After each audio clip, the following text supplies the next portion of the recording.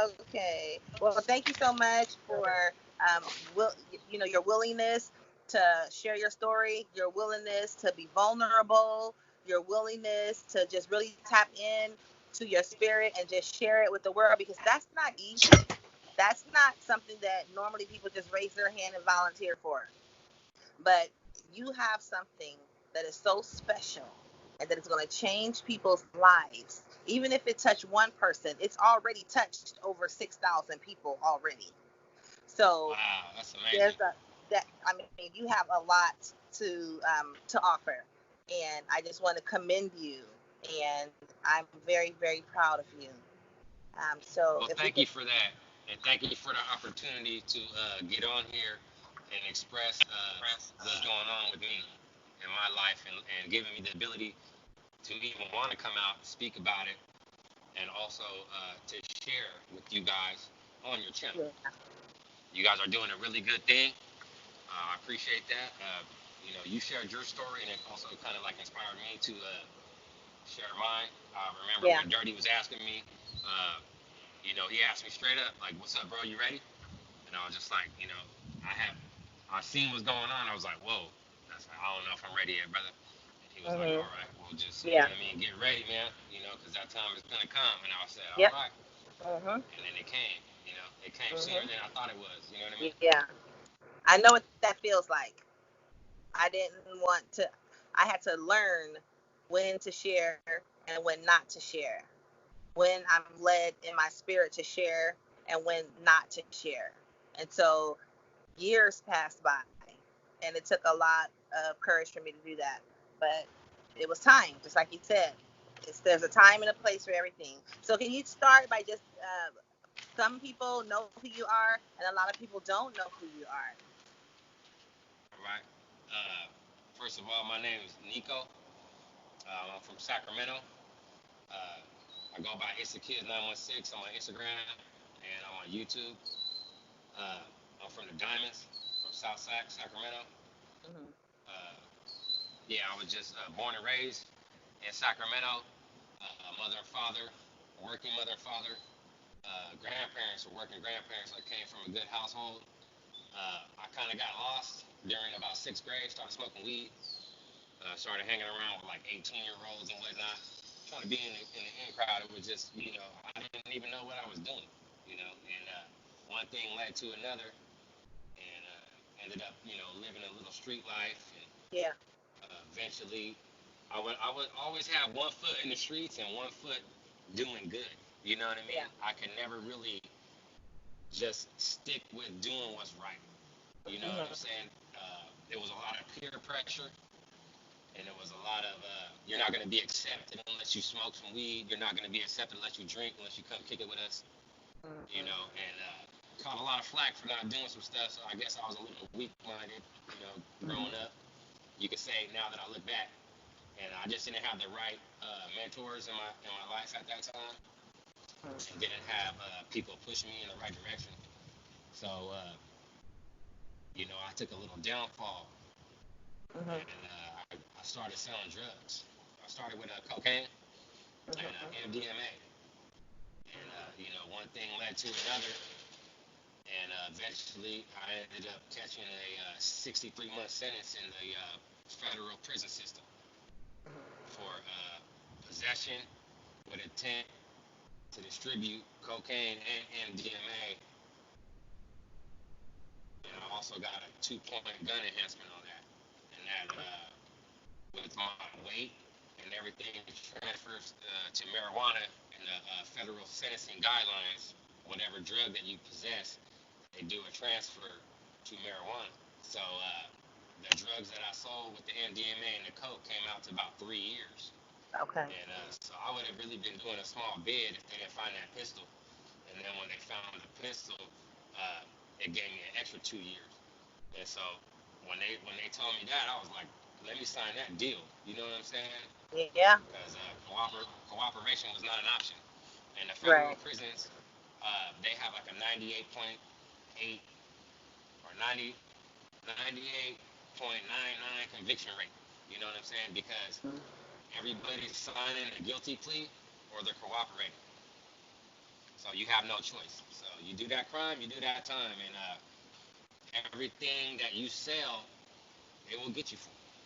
So one of my partners ended up being a paid DEA informant, and he wore a Wow. wiretap, set me up on a couple controlled buys, and Mm-hmm. they had video surveillance, and it was orchestrated by the Sacramento Police Department, Sacramento Sheriffs, and also the probation.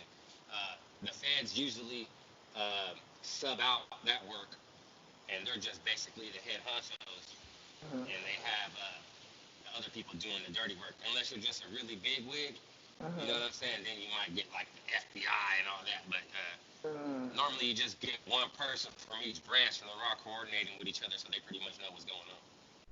How old were you Man, you know what? I want to say I was 28, maybe 27 at that time? at that time. You don't look but 27, Maybe I 28 was a little now. bit younger. Maybe I was a little bit younger. You know what I mean? So yeah, prison actually helped me out because I wasn't drinking really. I wasn't smoking. I mean, I did partake a little bit here and there, but Yeah. I wasn't just boom. So it kept me young, and just keeping busy in there and stuff, and trying to keep my nose clean. Good. So at the time of your conviction, you were around 27, 28 years old. I have to say, you don't look but about 27. You look about 25 years old. How old are you now? Thank you. Right now I'm 38. You're 38 now. So how many years did you do? I did a total with my halfway house and everything. It was Mm-hmm. 59 months. So I believe it was closer to five, exactly almost 5 years with my halfway house and everything. So with the 63-month sentence, and then you do 87% of that, so you get about 11 months off of your sentence or something. But I ended up Mm-hmm. catching a shot, and while I was inside, I got in trouble. I got caught with a cell phone, some Uh-huh. alcohol, and some tattoo Mm-hmm. stuff, and Mm-hmm.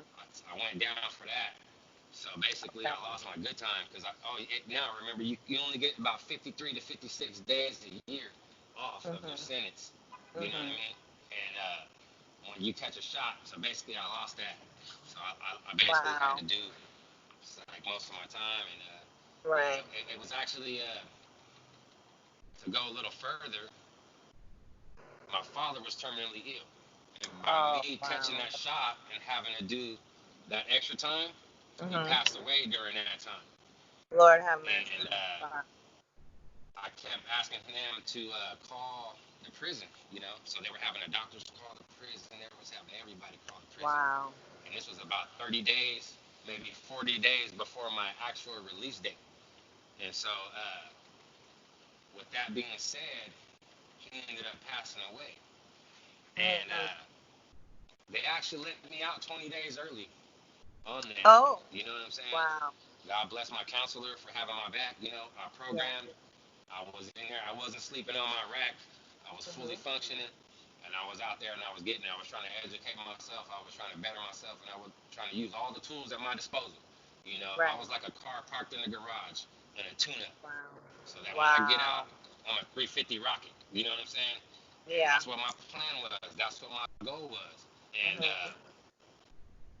that's what happened. And so, yeah, Wow. it was really crazy. It was really crazy coming out of the Wow. institution Mm-hmm. to my father being passed away.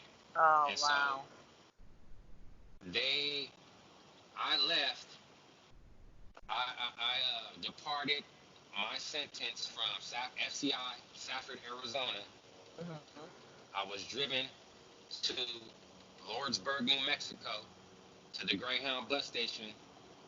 I had about $300 on my books. Mm-hmm. I believe I got a check or cash. I can't. You know what? I can't even remember right now. Uh-huh. But I believe I got a check, and it was a trip. And I got a bus ticket, itinerary all the way to San Francisco, and it took me about 24 hours. And I'm stopping in different cities. I stopped in Phoenix. I'm stopping everywhere on that bus. Wow. You know what I'm saying? All the way till I made it to SF. I Wow. stopped in a city, I had a ride waiting for me. Took me to the halfway house. I got in the halfway house. Got in, took a shower, went to bed, and at 6:30, my cousin was at the halfway house to pick me up to take me back to Sat for the funeral. Because the same day that I arrived in San Francisco was my father's funeral. So Oh, wow. it was crazy. You know what I mean? So I'm out with this emotion, and I'm straight at the funeral. Yeah. And they had already did the viewing, and they kept him at the funeral service for me. So I got my own private visitation with him for like 2 hours, and then we went to put him in the ground. Well, as Wow. soon as they put him in the ground, I'm already getting a ride back to San Francisco because I only got a 12-hour pass. So it was like just bam, you know what I'm saying? You Yeah. go see it. So it was really rough, and it was a long time to get through that. You know what I'm saying? But Wow. But you made it. definitely made me You who made I it through. was. Yeah, Yeah. it made me who I was because we spoke every day as much as I could on the phone, and Yeah. I wrote so many letters before that time. You know what I mean? So I was Yeah. kind of already prepping myself for the outcome of that. But yeah, God bless my father John. He was a huge part of my life, and he always Wow. will be. Wow. You mentioned your mom and your dad and your grandparents. Did you have at that time a significant other or children? Yes, yes. Were you Um, married? I was not married. I was hood married, like everybody's shacking up, right? You know what I'm Mhm. saying? Mhm. Playing house. Everybody wants to play house. You know what I'm Mhm. saying? Until you have children, and then there's the real shit going on. You know what I Yeah. mean? How's the Yeah, it was relationship with just your children? it's actually way better. My son is in my corner Oh, right now. that's I have okay. two boys and a stepdaughter. I got a Wow. 19-year-old and a 17-year-old, and my Wow. 17-year-old is autistic. So he's Wow. he's gonna be taken care of for the rest of his life. You know what I mean? And my Wow. So you've 10-year-old been stepdaughter, preparing. she's gonna be. You, everything that you've talked about so far has, it sounds like it's prepared you for the path and the journey that has come forth now.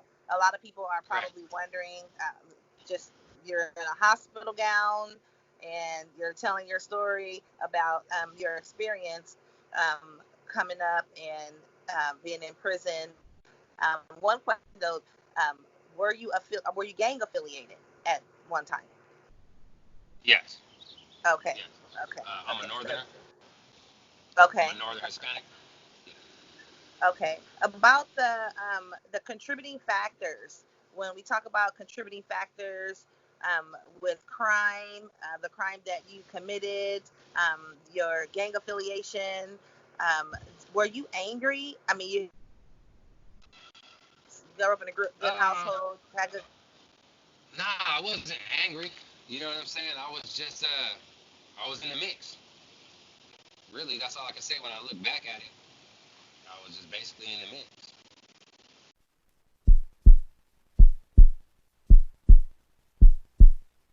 Okay, so when you got that leukemia diagnosis, when I think of leukemia, when people think of leukemia, most people think of children.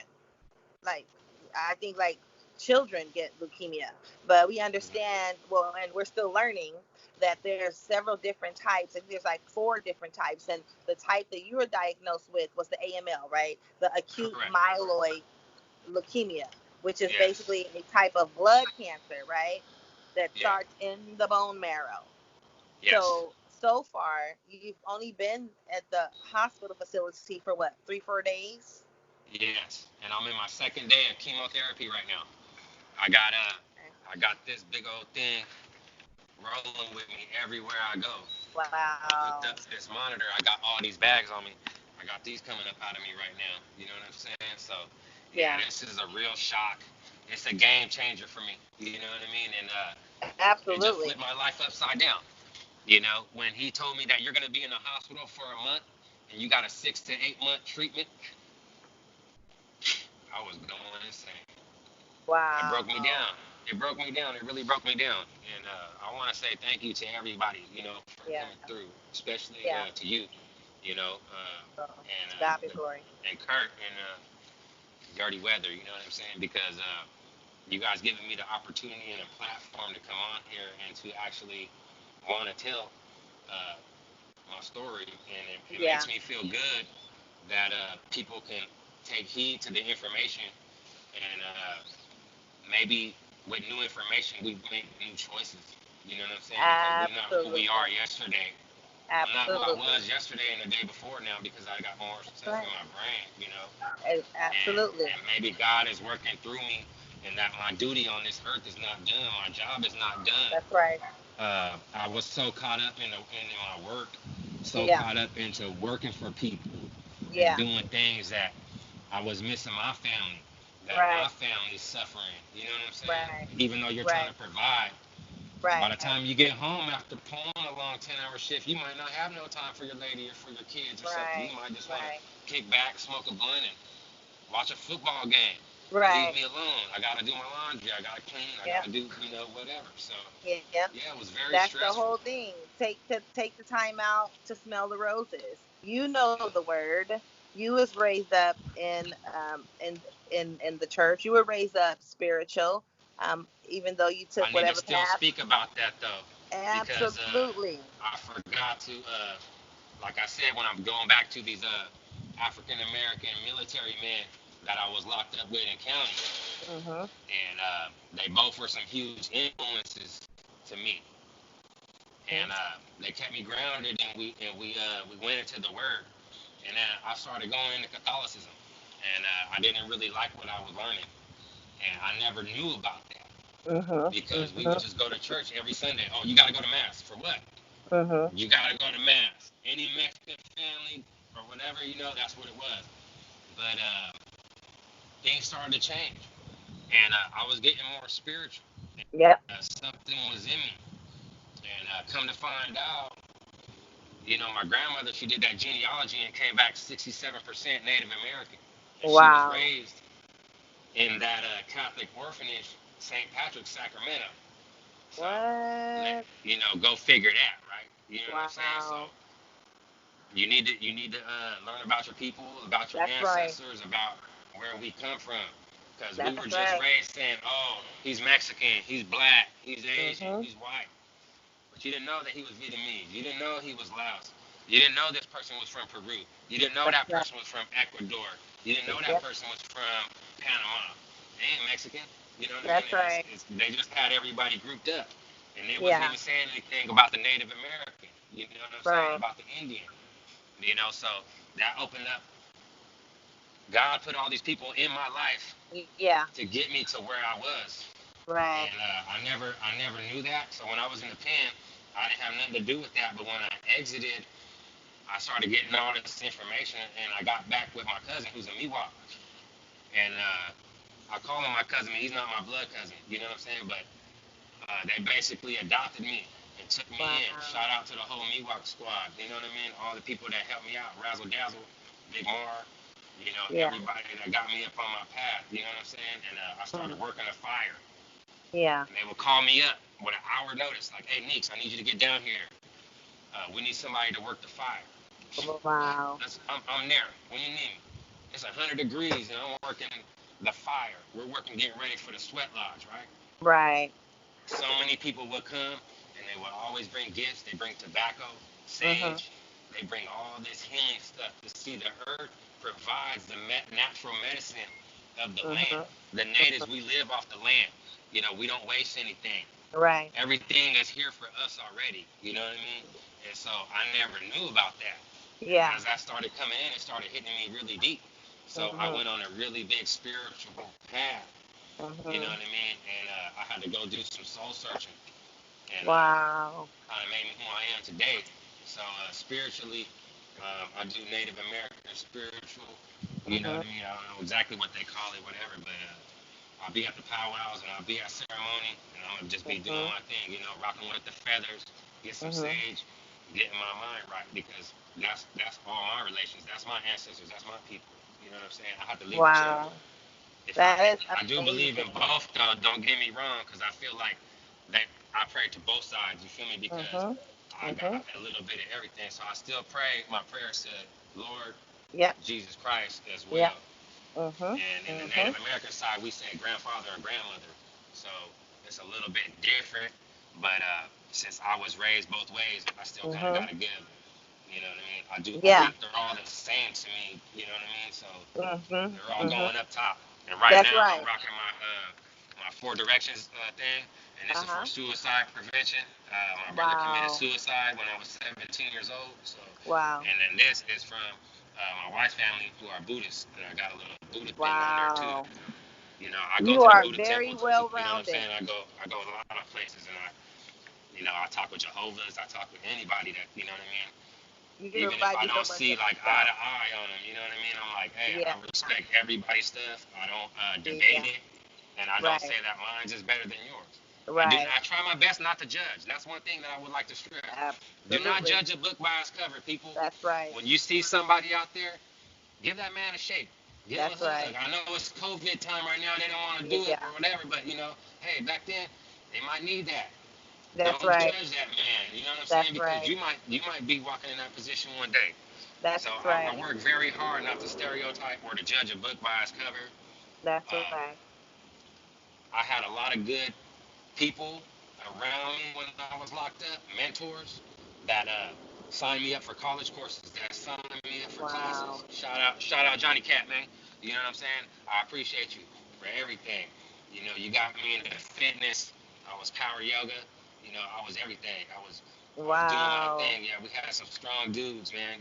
Some real good dudes, and I got a lot of names that maybe we'll get to later on. But Yeah. yeah, I just wanted to say a couple good words on that behalf, and Absolutely. everything just worked out. Everything worked out the way it was supposed to, and That's right. I think it kind of built me up for this.